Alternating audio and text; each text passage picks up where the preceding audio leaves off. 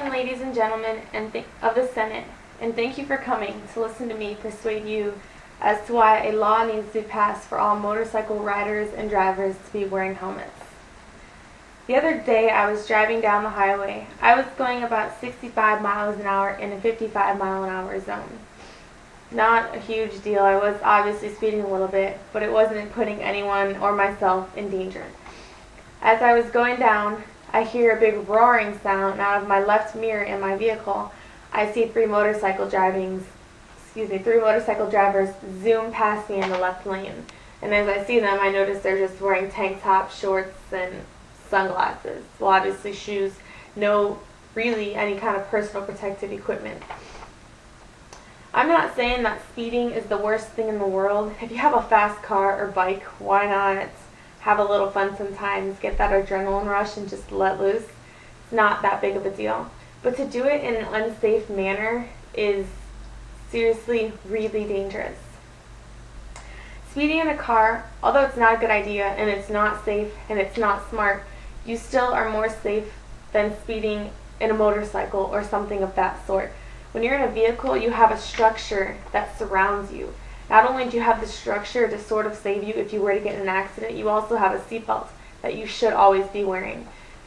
Along with the seatbelt, all cars have airbags. The most newer cars don't only have the one single airbag, they have airbags surrounding you in the car. So if you were to get in an accident, it's going to be very, very difficult if you're strapped in for something horrible to happen to you.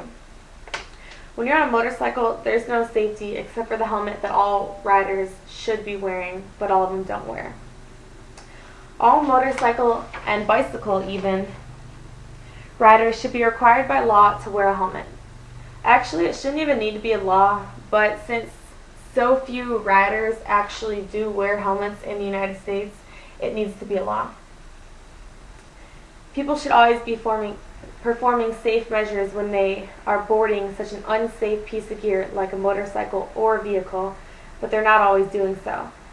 Since all riders are not always wearing their personal protective equipment or in vehicles wearing seatbelts, laws need to be passed to ensure that these people are doing the most safe things they can be doing.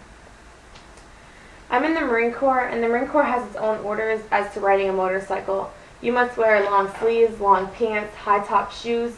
You must always wear a helmet, and you must wear eye protection if your helmet doesn't have the little eye protection that flips down. I don't know what other branch of the military have, but I know for sure that our orders cover Marines and Marines only. So we have our things, but then you're driving and civilians on the road are doing their own dangerous things, putting themselves at risk every single time they board a motorcycle. I also want to add that I know there are several causes to deaths, and I don't think that not wearing a helmet is going to save everybody in the world from dying.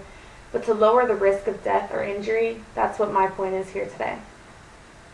Making a helmet law for all motorcycle riders will not stop everyone in the world from dying.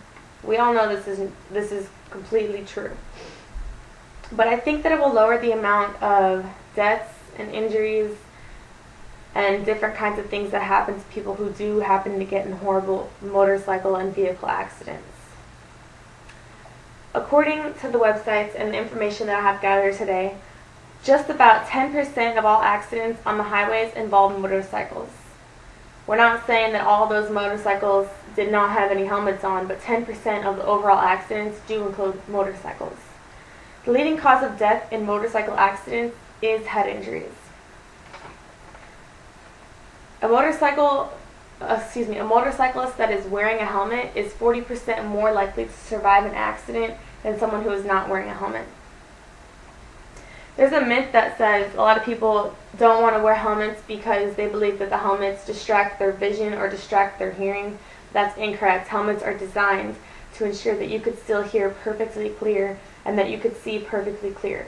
Obviously, if you're wearing the shaded lens at nighttime, you're not going to see clear. And if you're like a lot of riders who wear your little iPod earbuds in your ears while you're riding, you're not going to be able to hear. But if you're strictly wearing the helmet how it's supposed to be worn, it's not going to obstruct your vision or hearing while you're driving the motorcycle.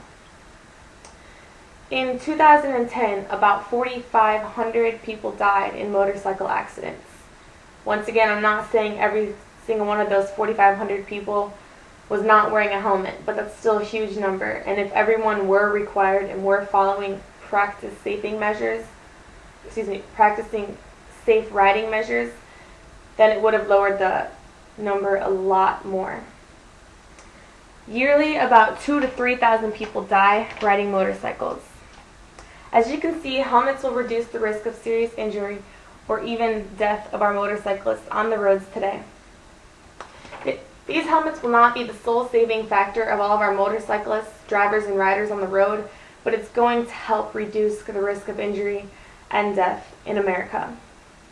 Hopefully from the facts and information that I have shared with you today, if you were not on board with me when I began my presentation, hopefully now you are.